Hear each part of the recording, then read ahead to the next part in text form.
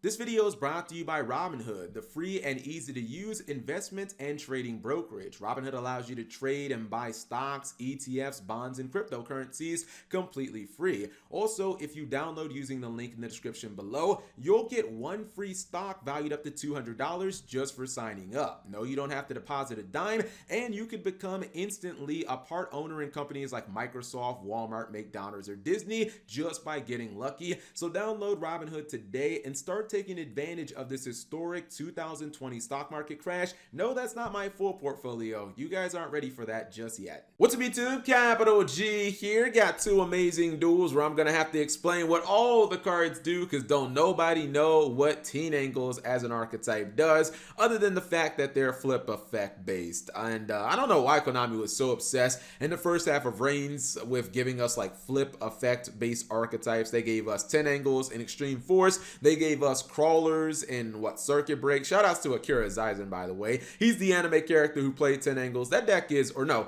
he was so criminally rated as a character. Such a good character from the Reigns anime, which I still love. Anyways, 10 Angles is a deck that can actually get you insane pluses if you give it enough time. Unfortunately, it's a flip based deck, so it is kind of slow, but as you guys will see in this duel, sometimes you get so much advantage with this deck, you almost don't even know what to do with the advantage. Anyways, he's going to start out by using Foolish Burial.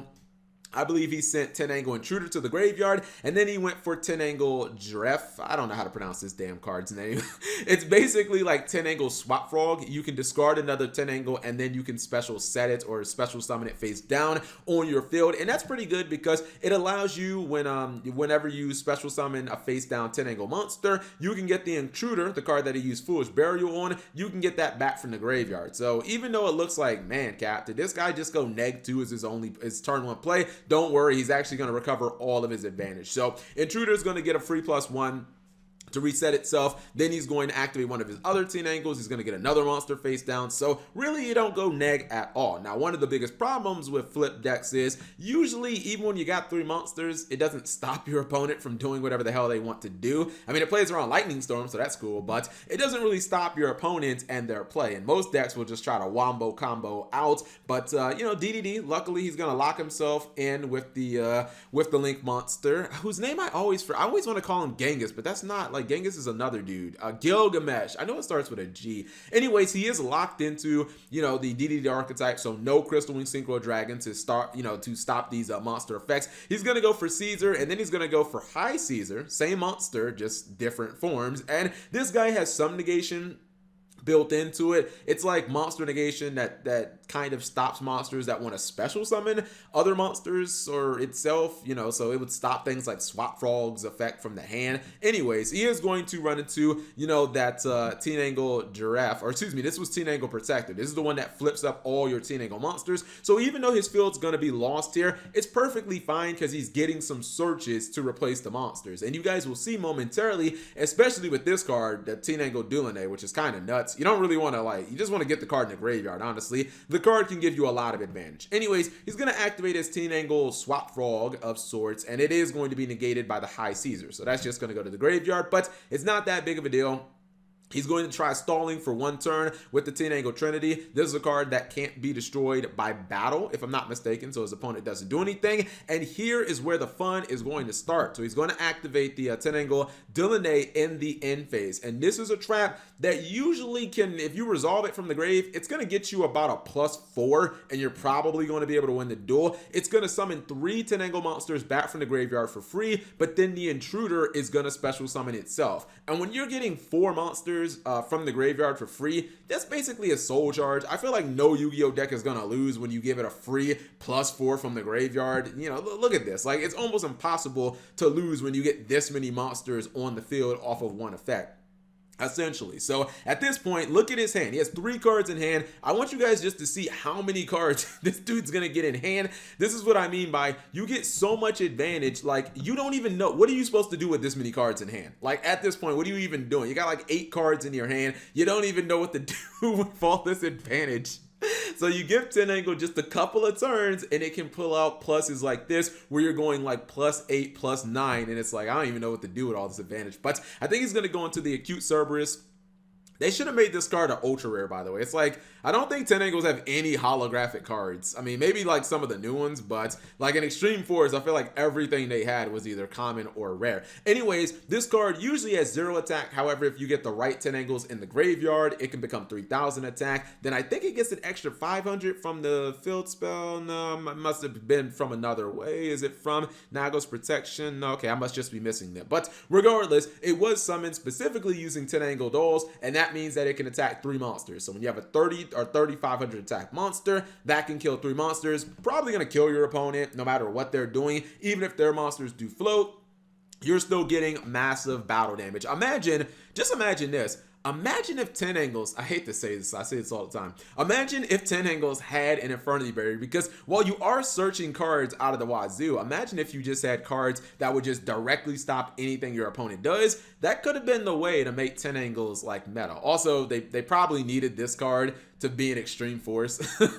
I know Akira only has 2 duels in the anime, which his duel versus Yasaku is still really, really good, but they probably could have used this card right out of the gate and not towards like the end of the Vrains era. Anyway, second duel, arguably the worst Altergeist player I've seen in quite some time. And I mean, I haven't played Altergeist in a long time, but hey, I did go 7-2 the last time I played it at a regionals. Almost made top 8. What did I get? I think I got 11th place. Man, I'm always so mad when I get like anywhere between like 9th and 12th. It just feels so bad. Anyways, he did open up with Marionetter, and we're just going to count all the misplays. So this is probably the first one. His opponent is playing Ultra Athletes, and he's going to take the attack with the Dreadnought Dunker. This doesn't really make any sense. This is the card that when it destroys a monster by battle, it destroys a back row. He has personal spoofing. This is why this doesn't make sense. Why not just personal spoofing into Multi-Faker and then just bounce this guy with Sequidius and probably just win the duel? Or you could just go for, I don't know, Conquery and just negate the attack and then not have to deal with that.